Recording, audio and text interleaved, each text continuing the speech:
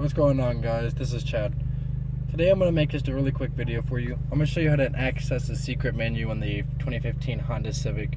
I believe this works on all models EX and above. This is on an SI right here. But on this you can actually have the backup camera on while you drive, which is what I actually want to show you. So you're going to take the power button, the home button, and the eject button, and you're going to push them at the same time. When you do, it's going to come to this screen here. Go ahead and click into the bottom one. Click into guideline setup, rear camera, fixed guideline, because even if you do the dynamic guideline, the lines don't actually move. As I move the steering wheel, the line stays the same. So fixed guideline, and then even after you put it in gear, backup camera stays on.